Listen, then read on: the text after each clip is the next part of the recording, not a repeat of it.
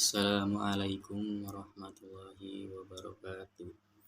Perkenalkan, nama saya Leon Adriansyah dari kelas 10 MPLB 2. Di sini saya akan menceritakan asal-usul dan perjalanan dakwah Sunan Ampel secara singkat.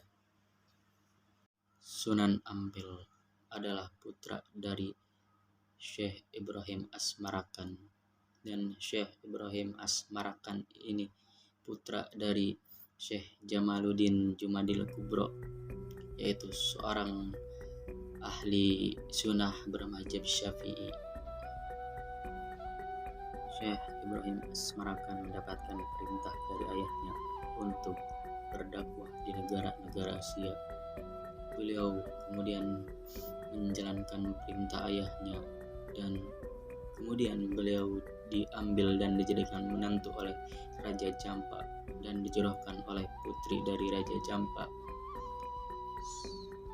Setelah diambil oleh Raja Campa dan dijadikan menantu, beliau dijodohkan dengan putrinya, yaitu Dewi Chandrawulan. Dari pernikahan Syekh Ibrahim dan Dewi Chandrawulan, maka mereka dikaruniai dua orang putra, yaitu Syed Ali Murtado dan Syed Ali Rahmatullah atau Sunan Ampel.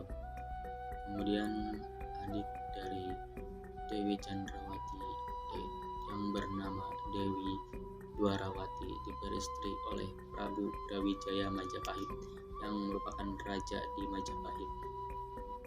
Dengan ini berarti Sunan Ampel adalah keponakan dari raja kerajaan Majapahit.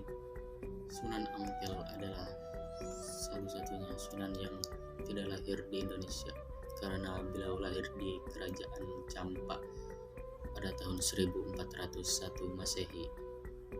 Sunan Ampel dikenal dengan memiliki berbagai macam cara dalam berdakwah, sehingga tidak heran bahwa perjalanan dakwahnya terbilang sukses di Pulau Jawa. Ada banyak peninggalan Sunan Ampel yang dapat kita jumpai sampai saat ini. Salah satunya adalah Masjid Agung Demak. Ketika Sunan Ampel menginjakkan kaki pertamanya di Pulau Jawa pada tahun 1443 Masehi bersama dua orang saudaranya, Raden Rahmat berjodoh dengan Dewi Chandrawati atau Nyi Ageng Manela, yaitu putri dari Adipati Tuban yang bernama Arya Teja. Dari pernikahannya beliau dikaruniai dua putra dan tiga putri, yaitu Maulana Makhdum Ibrahim Sunan Bonang,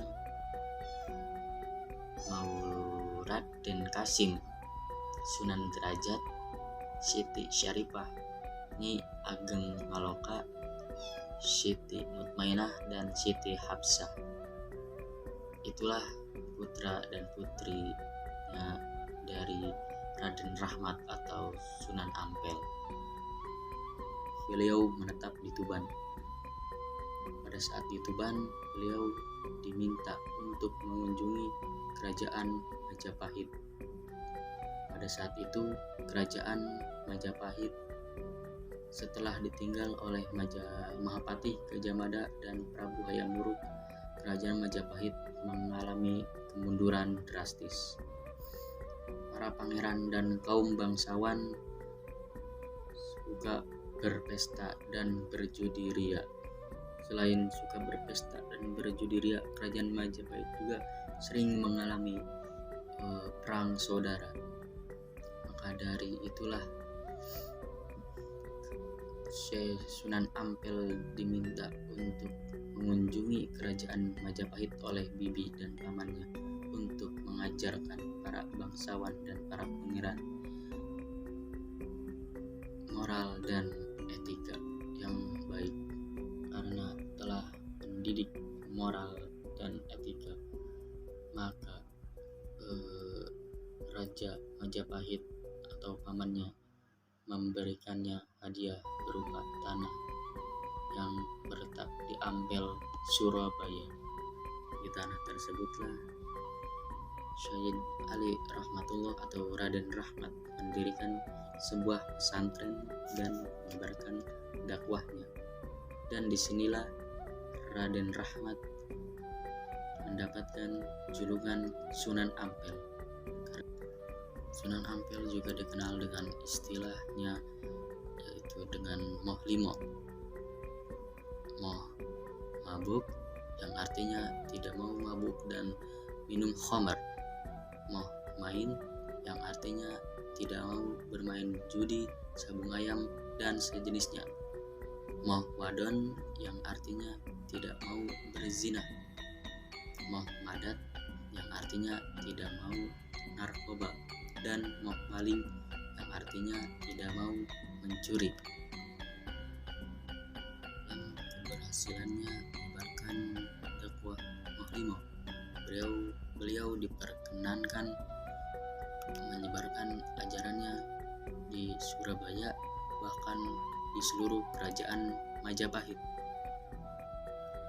Setelah Syekh Maulana Malik Ibrahim wafat, kemudian Sunan Ampel ini diangkat sebagai sesepuh Wali Songo dan dijadikan sebagai pemimpin agama Islam setanah Jawa pada saat itu.